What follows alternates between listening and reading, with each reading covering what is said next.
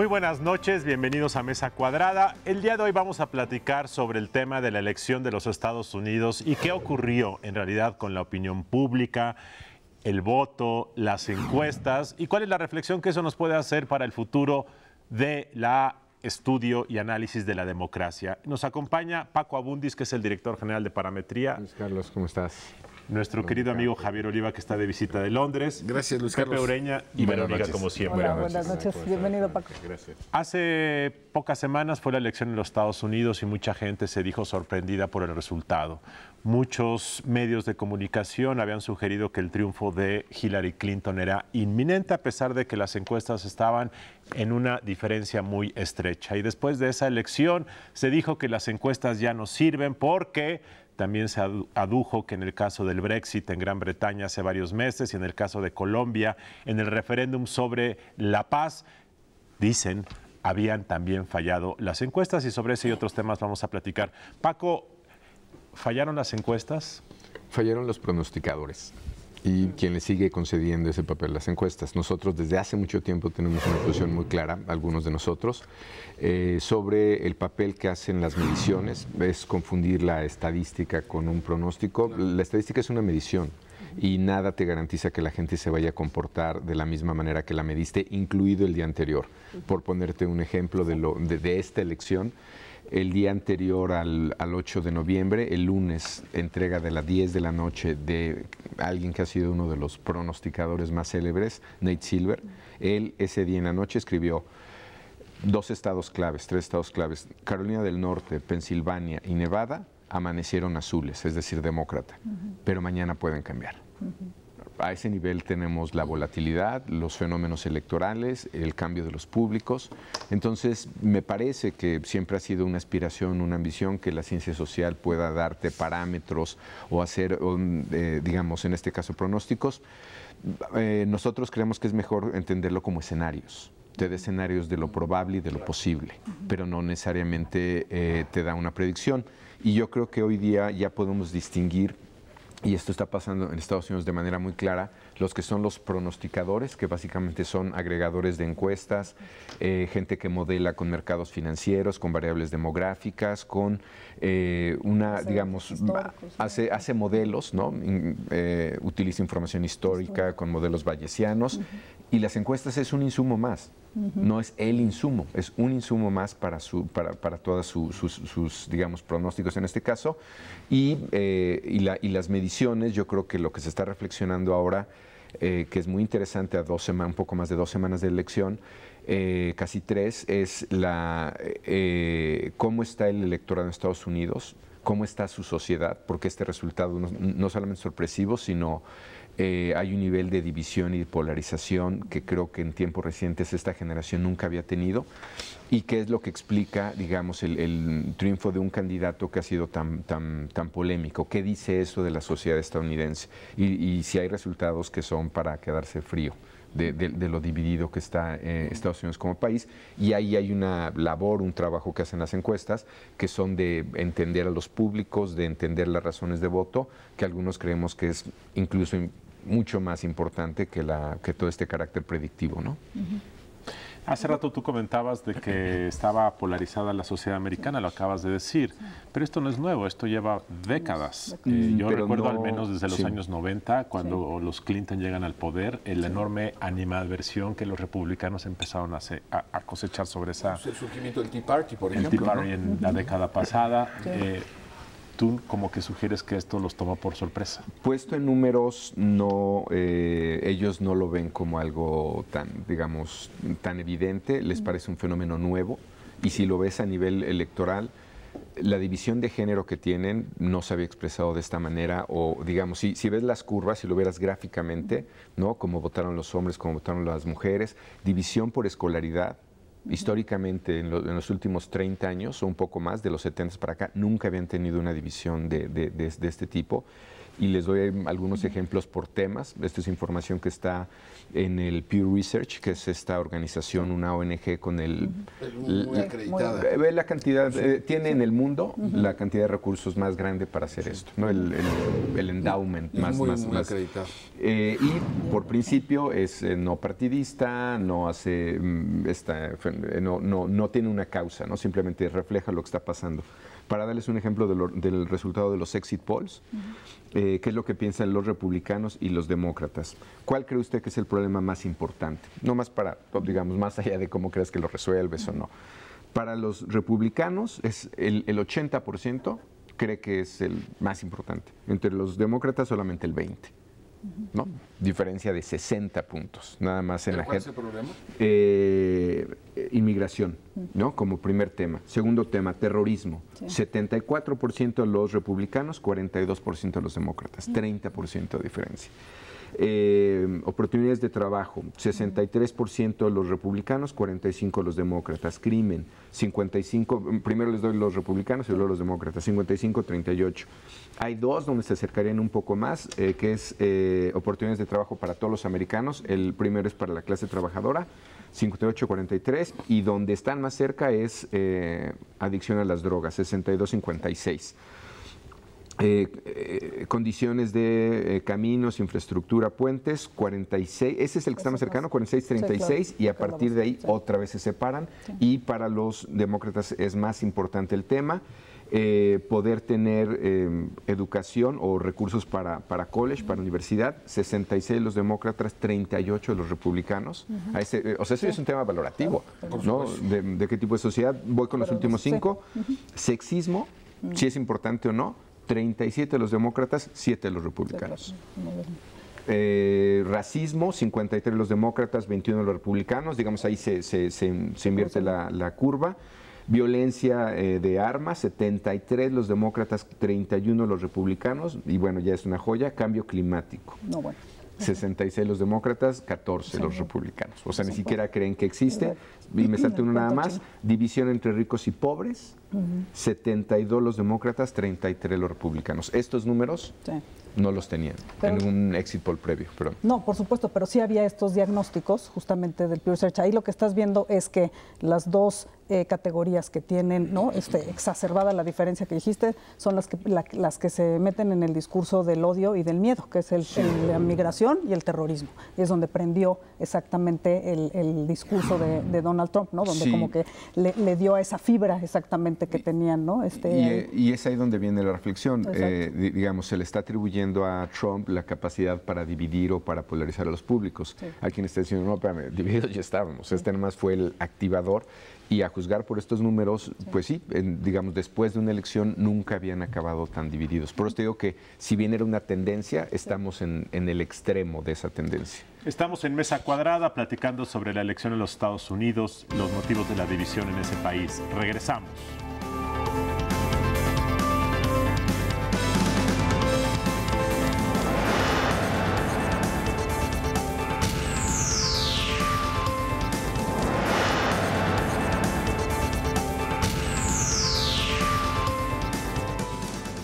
Regresamos a Mesa Cuadrada, estamos platicando con Paco Abundis, director general de Parametría, sobre las elecciones en Estados Unidos, qué pasó, por qué hay polarización, y nos estabas platicando, Paco, antes del corte, de que se está abriendo la brecha y ¿qué está pasando? Y están preocupados, porque lo que ya veníamos viendo como expresiones raciales o violencia contra la comunidad afroamericana en algunas ciudades importantes, pues había varios diagnósticos, ¿no? Lo que es cierto es que atrás de esto hay una variable social en la que todo el mundo coincide, ¿no? Porque serían las dos causalidades. Es el racismo el que te dispara esas expresiones violentas, o bien es de una división social que sí se remite mucho a ingresos, que es lo que te dispara esto, o es el activador. Parece ser que hay más coincidencia en eso y en las oportunidades que tienen algunos grupos dentro de Estados Unidos, y pues otros que francamente le está yendo mal, ¿no? Sí, yo quisiera hacer dos apuntes. Uno, no solamente está la polarización temática, sino también la ubicación del voto, ¿no? Platicamos antes de comenzar el programa cómo Donald Trump no gana ninguna ciudad de más de 1 millón de habitantes en todo Estados Unidos. Esto también te habla de una concentración en la distribución del voto. Y por el otro lado, esto que me parece muy, muy relevante porque, por ejemplo, Alemania, que siempre, pues desde la expresión del gobierno nazi de Adolfo Hitler, pues han persistido permanentemente en una reeducación de la sociedad alemana, porque la raigambre del racismo, de la xenofobia, pues dejó una huella pues inolvidable. Alemania es el país que más inmigrantes sirios ha aceptado de todo, no solo la Unión Europea, sino a nivel mundial. Y a mí me parece que es justamente una manera de seguir inoculando las posibilidades de un renacimiento o un resurgimiento de las expresiones racistas. A mí me parece que en el caso de Estados Unidos lo que demuestra es que la práctica de ciertos valores sociales que van adheridos a la democracia no es que los conquistes una vez y se queden ahí para siempre. Hay que permanentemente estarlos reforzando. Y me parece que en ese sentido, en el caso de Estados Unidos, en sus prácticas políticas, digamos que es lo que estamos analizando, eso se abandonó. Se dejó de lado. Y me parece que buena parte de esto es el resultado, incluso hasta el fenotipo del presidente electo de los Estados Unidos, encaja justo con esta tendencia y de las organizaciones más radicales en esta lógica racial y xenófoba, como la Alianza Nacional del Rifle, ¿no? Que es un lobbying a favor de las armas. Entonces, sí encuentro me preocupa mucho porque hay algunos casos contemporáneos en donde pareciera que hay un cierto descuido por la puesta en práctica de ciertas políticas que garanticen estos valores, como digo, el caso de Estados Unidos es muy peculiar. El Brexit, que fue el 23 de junio pasado, también se evidencia, ¿no? Así es, entonces por eso fue visto como un gran paliativo al Brexit el triunfo de Sadiq Khan, que es el alcalde de Londres, sí, hijo de pakistaníes, claro, musulmán moderado, porque fue una manera, porque la elección viene después, ¿no? Entonces es muy importante observar que estas prácticas tienen que notarse en algo, ¿no? No solo dejarlas así. Es interesante cómo estos cambios sociales también te explican parte del resultado de la elección, ¿no? Es decir, hay que recordar que en Estados Unidos no es una elección, son 50 elecciones, yendo nuevamente al tema de medición. ¿No? Exacto, más todos los temas que estaban de por medio en algunos estados, pero en este caso en lo electoral, en realidad se explica por 50 elecciones. Es difícil explicar 50 elecciones con pocas variables, ¿no? Es decir, en cada estado pasó algo. Eso también en sí mismo es interesante, pero hay que decirlo, pues hoy hay una diferencia de 2 millones de votos a favor de Hillary Clinton. Si tuviera un sistema electoral como el nuestro, donde las mayorías imperan, donde el voto popular impera, en realidad no estaremos en esta reflexión, bueno, en todos los casos, el único caso que gobierna la democracia sí es el de Estados Unidos, ¿eh? No hay ningún otro caso. Ahora, esos 2 millones de votos es lo que también hoy día tienen dividido al país, ¿no? Porque hay quien ya está cuestionando, bueno, si ganamos, ¿no? Los demócratas, ¿por qué perdemos la presidencia? Digamos, pero perdimos, ¿no? Así es. Y estas, como en 2000. Estas diferencias, sí, pero ahí fue 500,000 de votos, sí, con Al Gore. Estas diferencias te llevaron a, por ejemplo, que en términos de medición se subestimara a los hombres blancos con baja escolaridad. Exacto. Esa es una de las primeras explicaciones de las diferencias entre preelectorales y resultado. 2, se sobreestimó a minorías. La segunda elección de Obama tuvo 8 puntos más de preferencia entre los afroamericanos de lo que tuvo Hillary. Entre hispanos es impresionante, digamos, después de lo que dijo, tuvo 7 puntos menos comparado con Obama. Y en términos de históricos, el peor dato lo tiene Bob Dole con 21% de los hispanos, luego lo tiene Romney con 27%. Tuvo Trump 29% del voto hispano, ¿no? Lo cual también sorprendió. Sí. Si no es nada más que no votaran las minorías, sino más cómo votaron. El puro resultado de Florida, ¿no? Así es. Cómo se interpretó el reinicio de las relaciones con Cuba, una manifestación de rechazo, por ejemplo. Entonces hay fenómenos interesantes y que se remiten a la polarización. Donde ganaron los demócratas, en realidad a Trump se le sobreestimó, es decir, le fue mucho peor de lo que se pensaba. Digamos, Oregon, todos estos estados azules de California, ¿no? Y entonces decir que ahí las mediciones no fueron precisas sale un poco sobrando, porque en realidad nadie le importaba esos estados, ni hubo tantas mediciones. Se sabía que iban a ganar los demócratas o los republicanos, pero donde se sabía que iba a ganar, ganó por mucho más de lo que se esperaba. Y en realidad los casos críticos están en 3 estados. Uno que sí es un escándalo, que es el caso de Wisconsin, que es un escándalo por lo que terminó pasando en términos de la diferencia de votos. Michigan, en parte. ¿Por qué Wisconsin? ¿Puedes nada más comentar? Porque Wisconsin se daba por ganado. Digamos, en los análisis ya post. Se daba por ganado ¿por quién? Por los demócratas, por los históricos, y porque pues todo indicaba, digamos, las mediciones que había. De hecho, se dejaron de hacer mediciones porque ya se daba por un estado ganado, y parte de la crítica a Hillary ahora es su estrategia. O sea, ¿para qué te fuiste a hacer campaña a Arizona? ¿No? Que lo tienes complicado cuando tenías que haber cubierto la retaguardia de este segmento de blancos sin escolaridad afectados. Fíjate que hay un dato además muy interesante, porque exactamente lo que se dice es que de estos estados de la zona industrial, ¿no? Pensilvania, lo que le llaman el Rust Belt, ¿no? Exacto, de Pensilvania, Wisconsin, Michigan, que son los que le dieron finalmente la vuelta a la elección, digo, además de Florida, por ejemplo, Ohio, pero sobre todo concentrado ahí donde los demócratas creían que tenían muchas más posibilidades, y tú mismo dices, no fue ni siquiera a hacer campaña, ¿no? Hillary Clinton. Hay un estudio también de Brookings que habla sobre cómo se subestimó la desesperanza que hay justamente en el segmento de hombres en edad trabajadora, blancos de baja escolaridad, que son los que han resentido la pérdida de empleos, y donde curiosamente incluso dan un dato más, donde la esperanza de vida ha decaído en los últimos años, asociada a temas de salud mental, de drogadicción, de cuestiones de frustración, de hábitos laboral.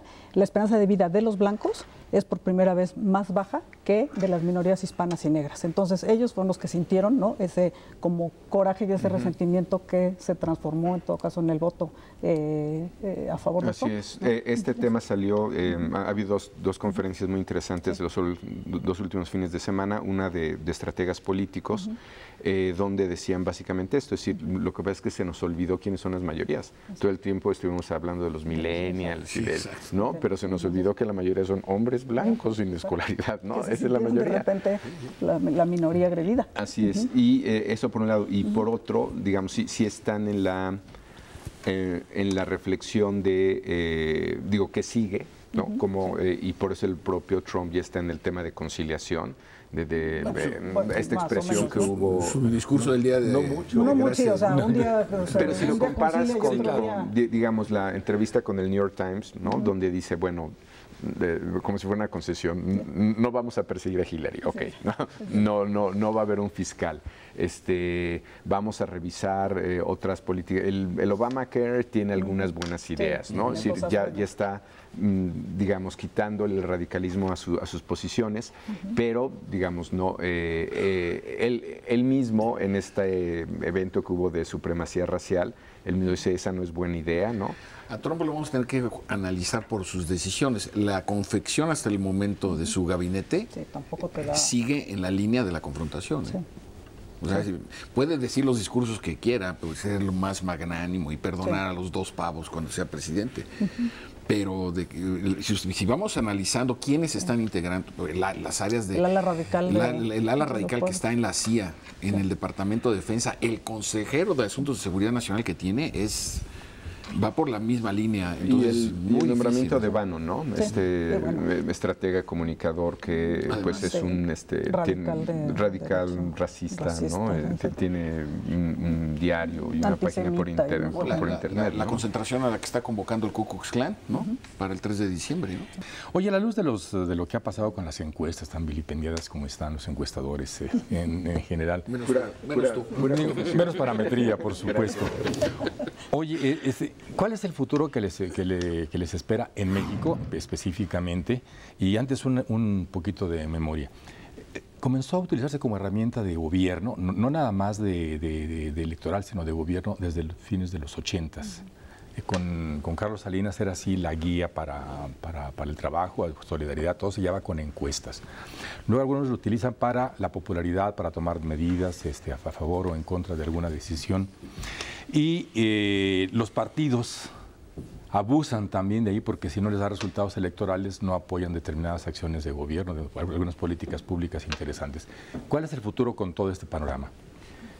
Bien, sí, o sea, creo que es importante, digamos, hablar del tema metodológico, de qué es lo que explica, qué hacen otra vez las mediciones y qué no. Creo que se está sobreestimando las capacidades del método, creo que se está generalizando un caso que es el tema electoral de algunas poblaciones en específicas en ciertas condiciones, y podemos poner algunos ejemplos de ello. Tú, Javier, hace un rato mencionabas el caso de Grecia, el caso de España, el caso del Brexit, el caso... ¿Qué es lo que tiene esto en común? Uno, que tienes poblaciones muy estresadas o con mucha presión, con una consecuencia en el sí o en el no, o en por quién voto o dejo de votar, para el futuro de la propia nación. Digamos, el caso de Colombia es muy claro, el caso del Brexit es muy claro, el caso de esta elección en Estados Unidos. Es una elección en particular.